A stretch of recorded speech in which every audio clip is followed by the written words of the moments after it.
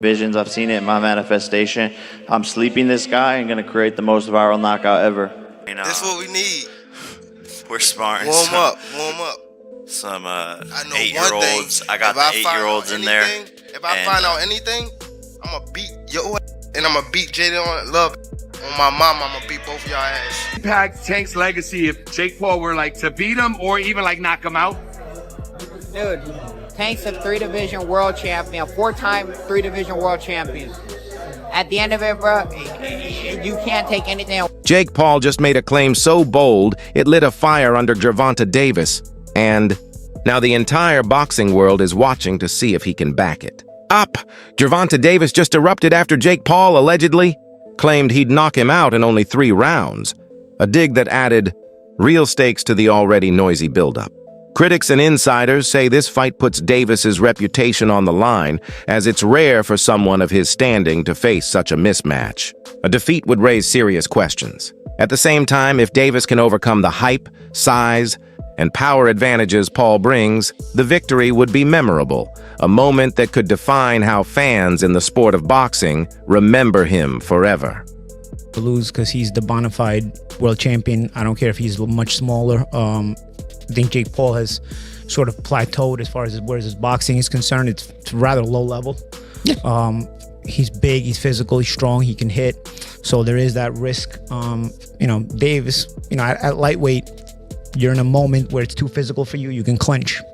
Against the heavyweight, where you clinching? You ain't getting out of that corner just clinching anymore if you run out of space. You know what I mean? So it's interesting. But Davis, listen. There's a lot of talking points that I'm sure we'll get into when this gets closer to the fight. Davis can still punch a lightweight. Can he drop a heavyweight?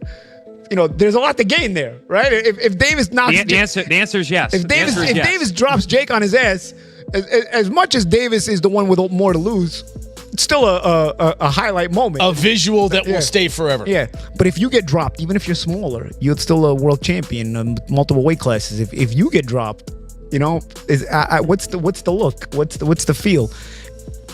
On the inside, as boxers, me and Chris Algieri, the champion, even you, Jimmy, you have fight experience, so we know that the risk is a big guy that big hits you. You're probably going down if you're a small guy if he hits you clean. So we know the risk, but how does it look to the public eye who don't understand that? You know what I mean? The public. So there is a lot to lose, though. There's a bit to gain. I wouldn't necessarily have an issue with this had Davis's career arc been one that benefited boxing. Davis was manufactured and put into a position where he's supposed to benefit boxing, and I don't think he has. I think he's hurt boxing. So by giving him this reward, that's my problem. Why are we watching this? Why don't you make him earn? Jake Paul has ramped up the stakes by declaring he'll deliver the knockout of the year when he faces Gervonta Davis. He's clearly not treating this as just another fight. He wants a highlight that dominates headlines. His public statements suggest he sees this bout as a chance to validate himself, shock skeptics, and create a moment that can't be ignored in boxing lore.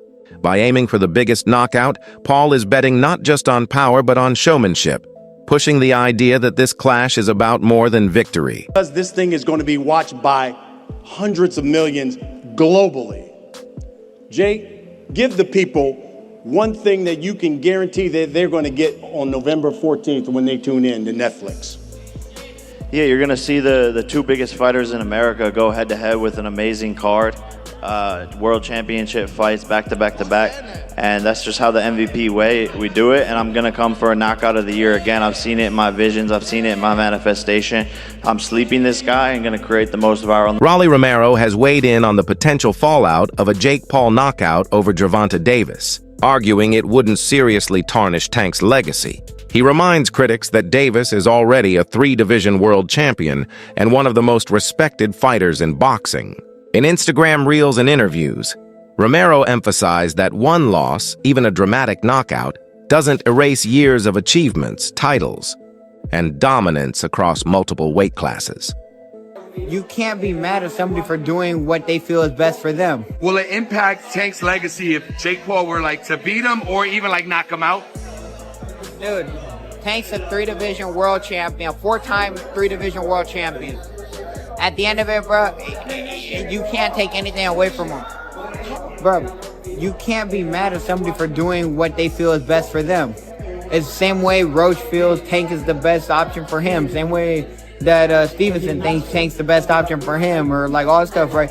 At the end of it, bro, we just want to do what's best for ourselves, right? Facts. Right or wrong. Facts. So just do what's best for you. Romero offers a grounded take on the Jake Paul versus Gervonta Tank Davis clash. He argues that regardless of what happens, Tank's legacy is secure. He's already a multi-division champ with serious accomplishments. Romero says Davis doesn't need to prove himself by beating Paul. That said, he doesn't dismiss the challenge. Romero admits Paul's size is real and gives him a physical edge. While the size difference is a legitimate factor, it doesn't erase what Tank has built over the years in boxing. But like, Jake Paul might be too big for him, or Tank might crack him. You don't know. Like I said, like, or it's an exhibition. We don't know if they throw at each other or not, or we don't know. I don't know. I can't give an opinion because I don't know what's going on. Do you think it impacts, like, will it impact Tank's legacy if Jake Paul were like to beat him or even like knock him out? Dude, Tank's a 3-division world champion, 4-time 3-division world champion. At the end of it, bro, you can't take anything away from him. Daniel Cormier was visibly stunned when he learned Davis would take on Jake Paul in a recent short clip. DC called the match ridiculous, saying it felt like a mismatch, and questioned why a high-level pro like Tank would step into the ring with an influencer boxer. He admitted he never expected this crossover fight for someone of Davis's stature to go down this route. Cormier also expressed concern over the size and power disparities, wondering whether the spectacle could overshadow the integrity of Tank's career. From Las Vegas. When Luis told me Gervonta Davis is fighting Jake Paul, I said, get the bleep out of here. I said, you're a bleep liar. Jake Paul is fighting Gervonta Tank Davis. There's one problem. He fights at 135 pounds. Gervonta Davis is that much better than Jake Paul at boxing. But Gervonta Davis in his last fight weighed 133.8 pounds. And I'm not over here in the business of just crapping on Jake Paul. I am much more respectful of what he's starting to build as a professional boxer. You're fighting a guy that's better than you. He's just much smaller. But that guy, because he's better than you, what if he wins? Everything Jake Paul has done is wiped completely out. Gervonta Davis loses to Jake Paul. Obviously, it's going to hurt who Gervonta Davis is, but he lost to a guy that's going to be upwards of 70 pounds bigger than him when he steps into the boxing ring. But I will tell you this right now, without a shadow of a doubt, I will watch this. Tank Davis is 30-0-1. You want to talk about Jake Paul fighting a real boxer? That's a real boxer. You can't make this stuff up, man. It's true. They're fighting.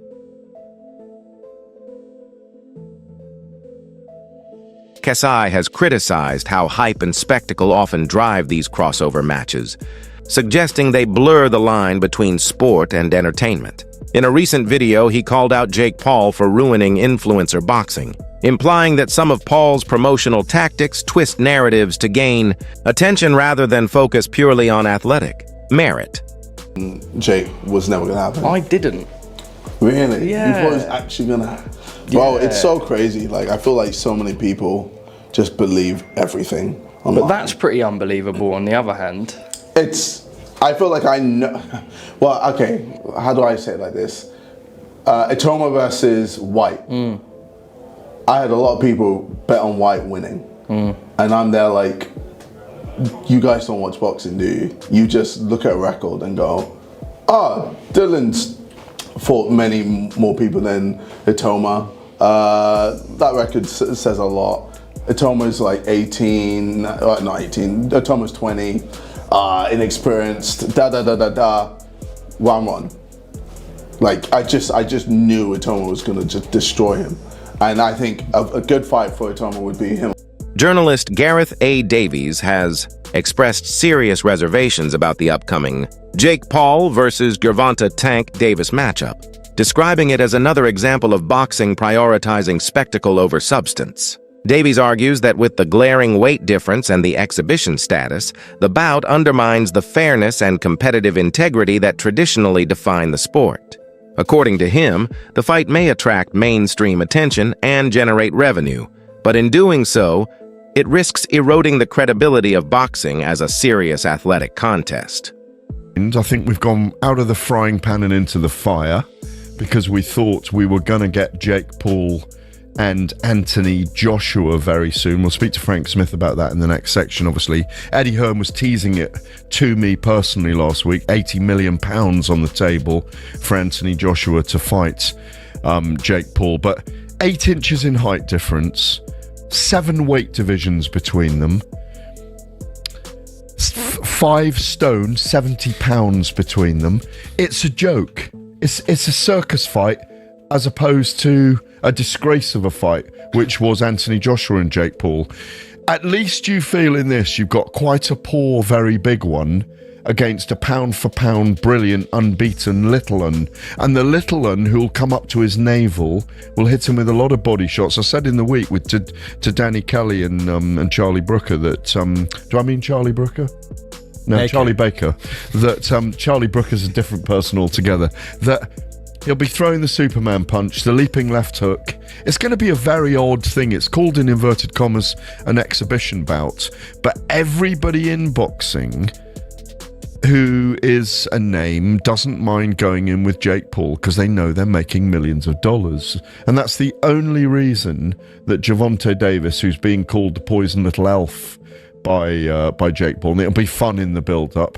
Everybody in boxing knows they're guaranteed to make millions of those silverbacks, those greenback notes that they give out in America, and they give them out for fun when Jake Paul fights. So he's not going to say no to it. But can you pick a winner? Tank has also admitted several things about Jake Paul's fight that genuinely worry him as fight night approaches. He repeatedly brings up power, saying he needs to test just how hard Jake can punch. He's also concerned about Jake's size, reach, and how he uses them, since Tank has never faced someone with those attributes in a match like this. Tank knows Paul moves differently and has a mental toughness that has rattled past opponents. All of that must be accounted for. But despite those concerns, Tank insists that come November 14th, he'll adapt in the ring, rise to the moment, and bring everything he has. Supporters of the Paul versus Davis fight argue that this matchup embodies the new face of boxing for younger generations. They point out that Jake Paul, with his roots in social media and entertainment, taps into a demographic that rarely connects with traditional boxing. His rise has brought thousands of new, younger fans into the sport. People who follow him online, tune in for big spectacles, and look for role models who blur the lines between athleticism and personality. Meanwhile, Gervonta Davis is praised for being raw, authentic, and unapologetic, traits that resonate with younger viewers tired of polished marketing.